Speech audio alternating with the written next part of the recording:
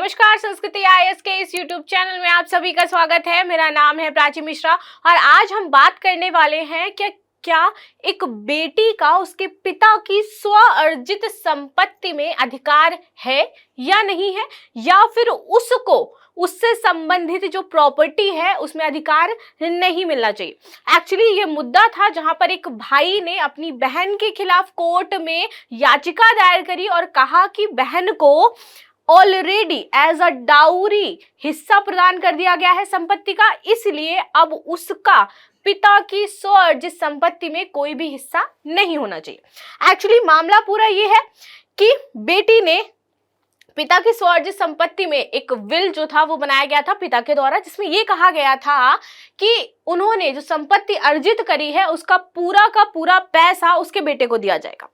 ठीक है, कोर्ट ने ये मामला देखा।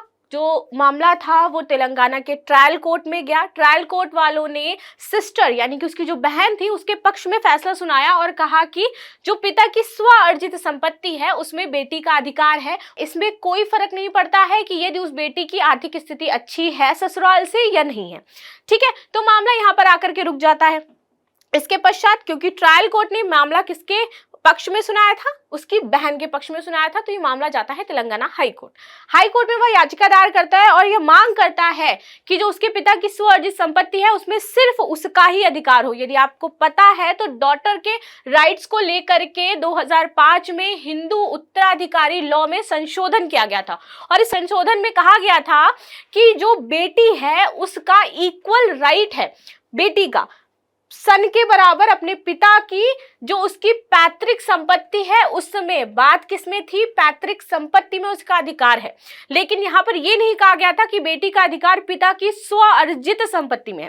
ठीक है, तो इसी को लेकर के वो कहाँ पे चले गए, हाई कोर्ट चले गए, इसी मामले को लेकर के कि जो एंसेस्टर्स की संपत्ति है उसमें तो बाय बर्थ बेटी का अधिकार होता है, लेकिन जो पिता ने खुद अर्जित किया है यानी कि खुद पैसा कमा करके घर बनवाया है या फिर उन्होंने कोई प्लॉट लिए हैं, तो इस तरह की संपत्ति में बेटी का अधिकार नहीं होगा। ये पूरी तरीके से पिता पर डिपेंड करता है कि वह यह पैसा किसको देना चाहते हैं, वह या अपनी संपत्ति किसको देना चाहते हैं।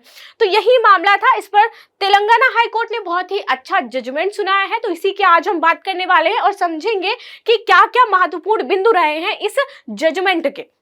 ठीक है, क्योंकि यहाँ पर उस बेटे का कहना था, यानी कि उसका जो भाई था सिस्टर का, उसका कहना था कि मेरी बहन की जो आर्थिक स्थिति है वो बहुत ही अच्छी है, वो परिवार से बहुत ही ज्यादा संपन्न है, तो इस स्थिति में उसको यहाँ पर कोई भी राइट नहीं बनता है कि वो पिता की संपत्ति में अपना अधिकार जमाए। ठीक है, चलिए शुरुआत कर लेते हैं, लेकिन इससे पहले देखेंगे कि आपके कुछ कोर्सेज हैं यूपीपीएससी, बीपीएससी, आरपीएससी और एमपीपीएससी के। जो भी स्टूडेंट ज्वाइन करना चाहते हैं इसमें एनरोलमेंट ले सकते हैं। अब बात करते हैं मामला क्या था। तो तेलंगाना उच्च न्यायालय ने अपने एक निर्णय में कहा कि बेटी की अच्छी वित्तीय स्थिति पिता की स्व अर्जित संपत्तियों में हिस्सेदारी ना देने का आधार नहीं हो सकता है और इस आधार पर उसको ऐसा नहीं है कि प्रॉपर्टी से बेदखल किया जा सकता है। ठीक है, ये पूरा मामला था। अब जैसे मैंने आपको बताया, क्योंकि हमारा जो लॉ आया था यानी कि जो संशोधन हुआ था 2005 में हिंदू अधिकार लॉ, उसमें जो एंसेस्टर्स की प्रॉपर्टी है उस पर तो पहले से ही बेटी और सन का इक्वल राइट है। ठीक है, अब जब स्व अर्जित संपत्ति की बात आ जाती है पिता की, तो यहाँ पर बेटे का कहना था कि उसके पिता ने पहले से ही विल बनवाया था और जिसमें करेक्टली मेंशन किया गया है कि जो पूरी की पूरी संपत्ति है वो उनके बेटे को दी जा रही है और इसी बेसिस पे वो हाई कोर्ट चला जाता है। उसने एक बात और कही, अपील करता जो उसका भाई था, उसने कोर्ट में वसीयत जमा करते हुए कहा, जो वसीयत बनवाई गई थी उनके पिता के द्वारा। ठीक है, उसमें कहा गया था कि मेरी बहन की वित्तीय स्थिति अच्छी है इसलिए वह पिता की अर्जित संपत्ति के हकदार नहीं है। भाई की तरफ से यह भी कहा गया कि शादी में जो डाउरी दी गई है, जो दहेज दिया गया है, वो एक तरीके की उस संपत्ति का हिस्सा ही था मेरे पिता की, जो उसको दिया गया था दहेज में। ठीक है, तो इसलिए अब उसने अपना अधिकार ले लिया, उसको कोई अधिकार नहीं है कि वह इस तौर पर आकर के संपत्ति में ऐसे बंटवारा करे। ठीक है, चलिए आगे बात करते हैं। तेलंगाना उच्च न्यायालय ने इस पर निर्णय क्या सुनाया।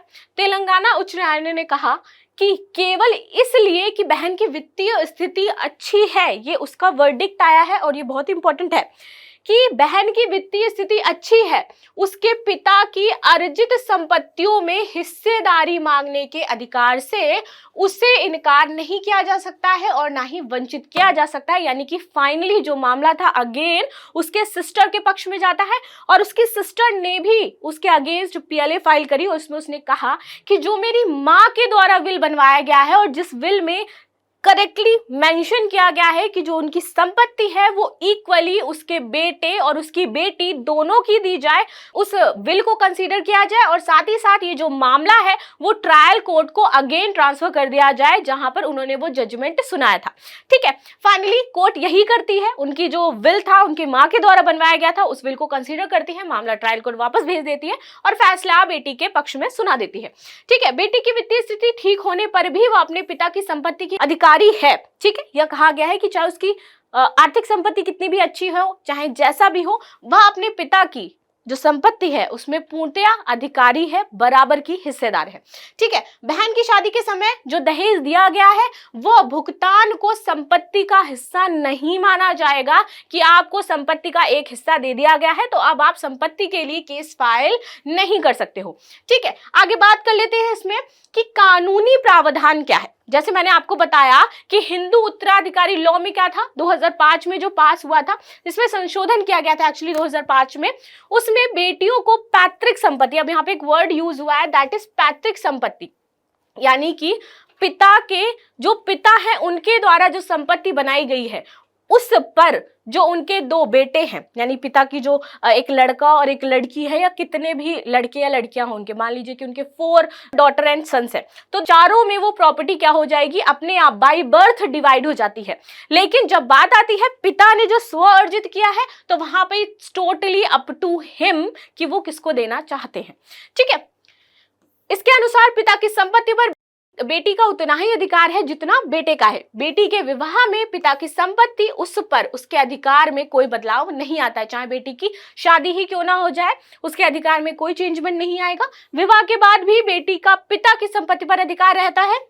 हिंदू उत्तराधिकार कानून 1956 ये सब पर लागू होता है, एक्सपेक्ट किन पर नहीं लागू होता है, वो है मुस्लिम, ईसाई, पारसी और यहूदी। ये कानून इन चारों पर लागू नहीं होता है, यानी कि यहां पर ऐसा कुछ भी नहीं है कि जो संपत्ति का बंटवारा है वो बेटी में और सन में क्या होगा, बराबरी का होगा।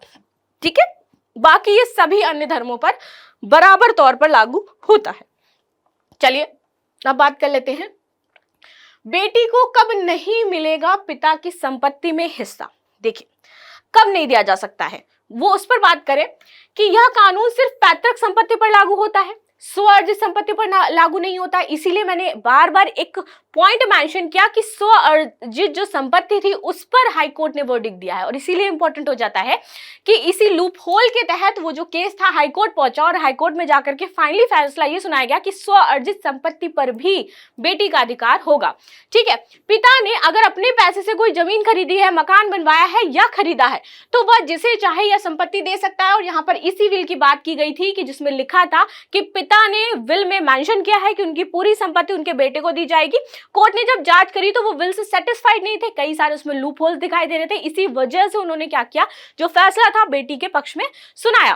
ठीक है, स्वअर्जित संपत्ति को अपनी मर्जी से किसी को देना पिता का कानूनी अधिकार है और ये पिता के पास कानूनी अधिकार है कि वो चाहे तो अपनी पूरी संपत्ति विल के तौर पर, तभी तो वो कानूनी हुआ ना, विल में मेंशन करके ये कह सकते हैं कि उनकी जो पूरी संपत्ति है वो बेटी को दी जाएगी या फिर उनकी जो पूरी संपत्ति है वो बेटे को दी जाएगी, तभी तो विल को आप चैलेंज कर सकते हो कोर्ट में जाकर के। ठीक है, अगर पिता अपने मरने से पहले अपनी संपत्ति को बेटे के नाम कर दे तो इस स्थिति में बेटी अपने पिता की संपत्ति पर दावा नहीं कर सकती है। लेकिन ये होना कब चाहिए, जब वह जीवित हैं। आफ्टर डेथ इस पर कोई भी कार्यवाही नहीं की जाएगी। लेकिन कई बार केसेस में आपने देखा होगा कि यहाँ पर संपत्ति जो है वो बहन द्वारा या फिर आप कहोगे जो बुआ होती है उनके द्वारा नहीं ली जाती, वो टोटली अप टू हर कि वो इस पर हिस्सेदारी लेना चाहती हैं या नहीं लेना चाहती हैं। लेकिन मोस्टली अभी आप देखोगे तो यह प्रचलन में आपको ज्यादातर देखने को नहीं मिलेगा।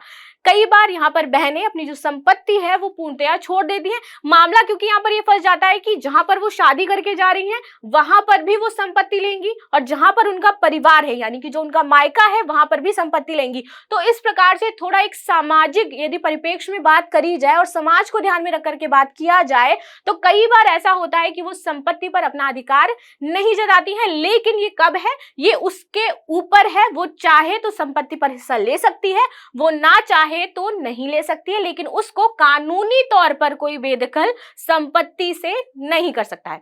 चलिए आगे देख लेते हैं। अंत में एक प्रश्न बन जाता है आप सभी के लिए कि प्रश्न क्या है कि हिंदू उत्तराधिकार कानून 1956 किस धर्म के लोगों पर लागू नहीं होता है? पारसी, सिख, हिंदू और जैन। तो इन सब का आंसर आप मुझे कमेंट बॉक्स में बताइएगा कि इंपॉर्टेंट क्या है। और ये जो वर्डिक्ट आया था ये आपके लिए बहुत इंपॉर्टेंट है, चाहे वो कोई जुडिशरी की तैयारी कर रहा हो, चाहे वो यूपीएससी की तैयारी कर रहा हो, जहां पर बात आती है इस तरीके की लॉस की और जहां पर कोई एक लैंडमार्क जजमेंट की बात आती है तो वहां पर ये इंपॉर्टेंट हो जाता है आपके एग्जाम के पॉइंट ऑफ व्यू से। ठीक है, तो मिलते हैं नेक्स्ट क्लास में, तब तक के लिए धन्यवाद। लाइक शेयर सब्सक्राइब करना बिल्कुल भी ना भूलें।